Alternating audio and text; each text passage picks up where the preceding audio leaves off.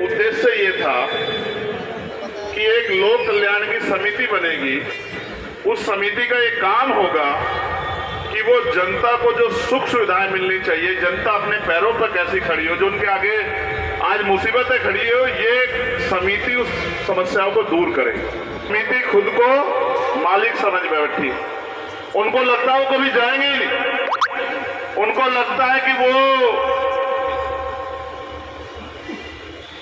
पूरे जीवन के लिए हो गए, परमानेंट हो गए। और कभी भी अगर किसी ने ऐसा सोचा है, इतिहास गवाह है, अगर कभी भी किसी ने ऐसा सोचा है कि उससे बड़ा कोई नहीं, उसको मुंह की खानी पड़ी है। जनता ने उसको सबक सिखाने का काम किया। 40 दिन आपके धरने को हो गए। मैं इन मातृशक्ति को भी नमन करता हूं। 40 दिन से जो लोग यहां बैठे, सम्मानित मंच और सभी साथियों, ये वो धरती है जहां महिलाओं तब हमें समझना चाहिए कि उनका जमीर नहीं है, और वो एक ही उनकी मकसद है कि किसी तरह से पैसा आना चाहिए, चाहे गरीब लूटे पिटे मरे या गरीब बेघर हो जाए, सरकार को कोई फर्क नहीं पड़ता। आपके यहाँ एमपी भी सरकार का, आपके यहाँ विधायक भी सरकार का। और मैं ये नहीं समझता कि क्या तो उनकी हैसियत नहीं है सरकार में कि वो आपकी आवाज उठा सके, या फिर उनके अंदर जमीर नहीं है कि वो आपके लिए लड़ सके, आपकी बात आवाज उठा सके। इस मुद्दे पे तो 2.25 साल हो गए, सदन में चर्चा होनी चाहिए थी।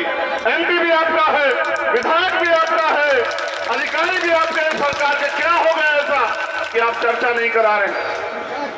जो सरकार होती है ना,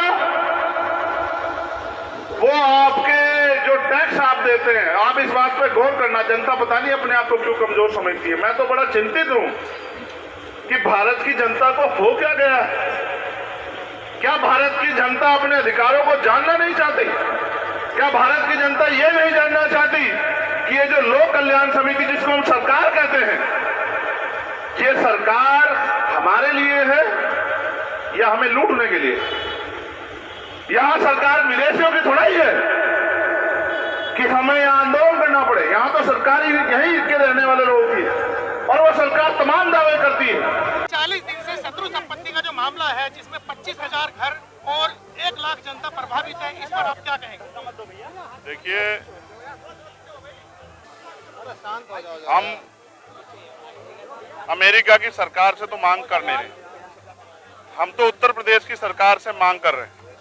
और अगर 40 दिन तक मोदी नगर, जहां विधायक उनका है, बागपत लोकसभा जहां एमपी उनका है, डीएम एसएसपी बहुत अच्छे हैं, अगर उन तक सरकार तक ये बात नहीं गई है 40 दिन तक, तो हमें समझना चाहिए कि निरंकुश सत्ता को ये एहसास है कि जनता कीड़े मकोड़े हैं, इनकी आवाज, इनके तकलीफ और इनके दुख को सुनने का कोई फायदा नहीं।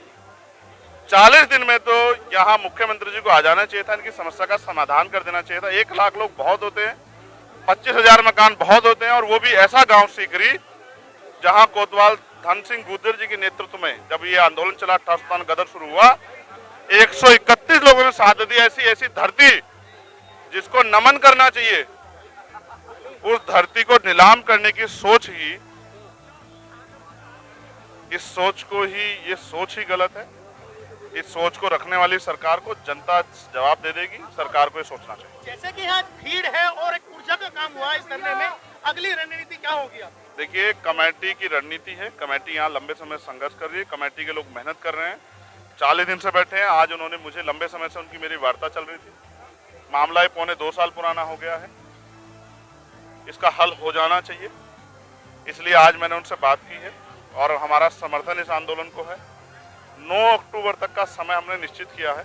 कमेटी के लोगों से मैं कहूंगा कि वो इसको हमारे साथियों के जरिए दूर तक पहुंचा दें। 9 अक्टूबर तक अगर सरकार ने हमारी मांगे ना मानी, और इस संपत्ति को, जिनकी ये संपत्ति है आज़ादी के बाद से, 1952 से जिनके पास है, चकबंदी के पास जिनके पास है, उनको अगर ना सौंपी और उनको बेघर करने की सोची या नीलामी करने की सोची, तो उस जन आक्रोश का सामना करने के लिए सरकार तैयार हो जाए। और मैं खुद इस आंदोलन में शामिल होकर अनिश्चितकालीन हम लोग इस आंदोलन को जिलाधिकारी कार्यालय पर चलाने का काम करेंगे 9 अक्टूबर के बाद।